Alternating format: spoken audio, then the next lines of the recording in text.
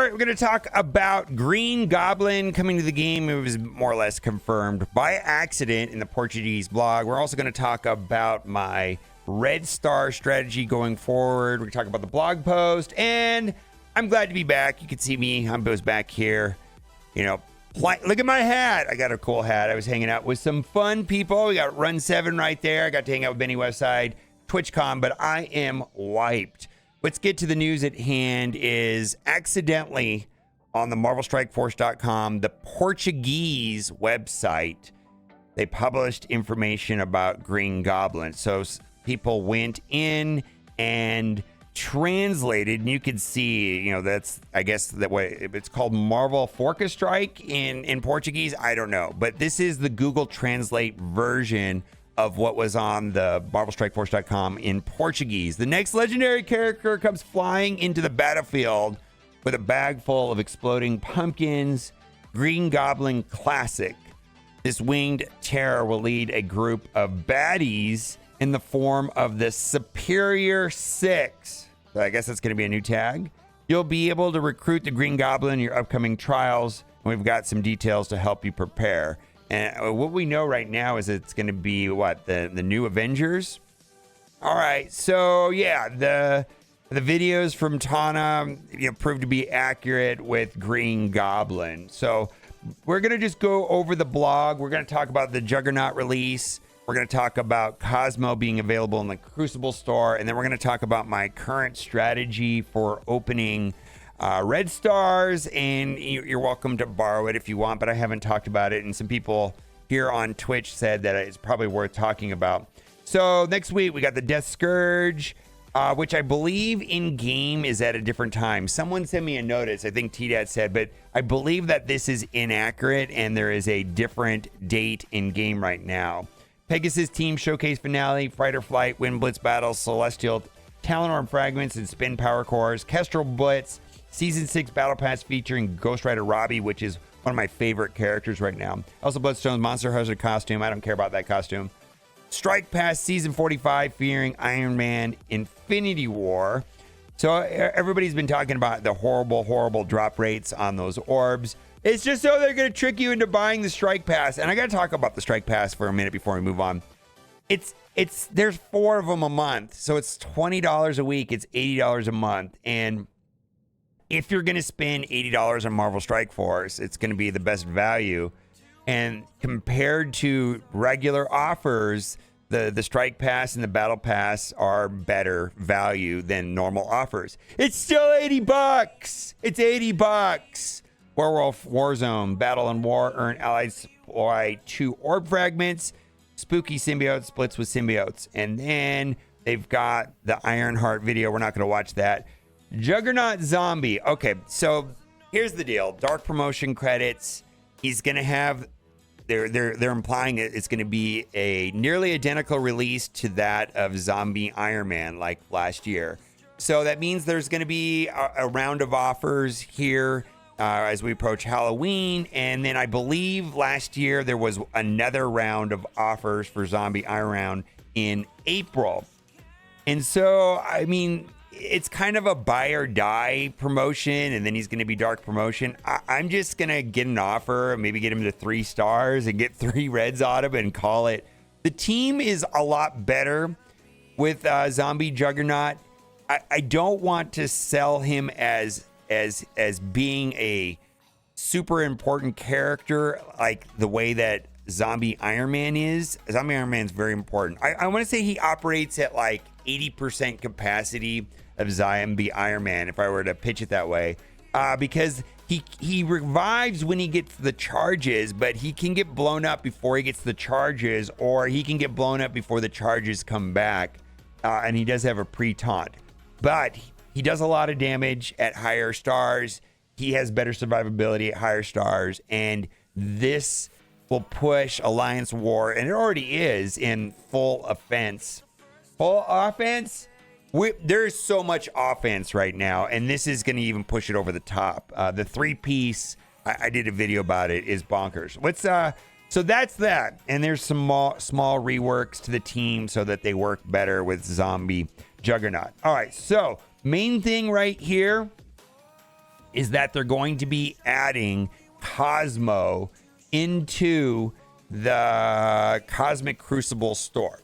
And then the next strike price is going to be Iron Man, Infinity War. And that's about all there was inside the blog post. Now, I want to talk about why I save 35 red stars.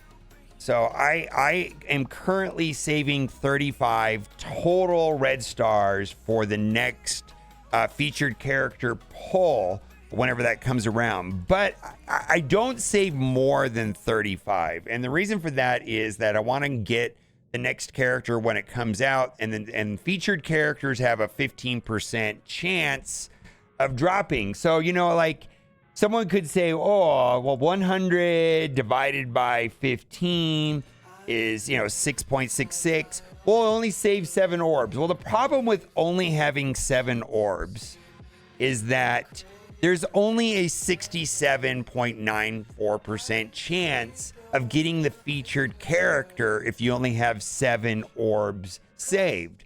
So what is the correct amount of orbs to save to come very close to guaranteeing that you're going to get the featured character? And so, I kind of went through and plugged in 10. That means an 80% chance. 15 is a 91% chance. If I have saved 20 orbs, then I have a 90. See, this is where it starts to get to good numbers. 96% chance.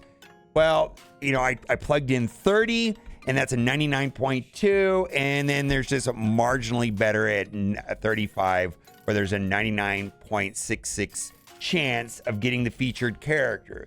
So then what happens is the featured character comes around, and I will start opening the Elite 7s, I will open the Elite 6s, and I will open the Elite 5s until I get the featured character, and then I just stop, and then I start accruing back to the 35 number for the next featured character. All right, I'm going to leave you with my red star openings for Ironheart. Enjoy. Bye for now. All right, it's time for Seed Theory, and I'm pretty excited about this. We got a 2-star Ironheart, and I'm going to be taking Ironheart into 1.6 as soon as possible. I'm pretty excited about being able to get through that part of the raid finally. And we're going to start off with Seed Theory, which is, of course, the scientific way of getting the best out of your red stars. No, I don't know if it's I don't even know. But we're going to start the seed off by spending 400,000 gold. We're going to upgrade Ironheart as much as we can. And then we're going to try to determine if we are in a good seed or not by opening gold orbs. I don't know how many I have. I got a lot of orbs to open up today. But we're going to open up 17 gold orbs. So we're looking for a million drop. And I find that it works best with gold orbs. I'd like to get a million drop. I need the gold, obviously, to get Ironheart upgraded as much as possible. All right, what do we got? And we're looking for a million drop or a 350,000 in the middle. We started off with 17 orbs, so we're going to go to 7. There, is that going to be it? Nope, 175. All right, we're going to keep going. All right. Give me some gold. I actually really need. Wouldn't it be awesome if I pulled like 5 million gold or something? I need gold so badly. All right, what did it go? Last one before. All right, we're in a bad seed apparently.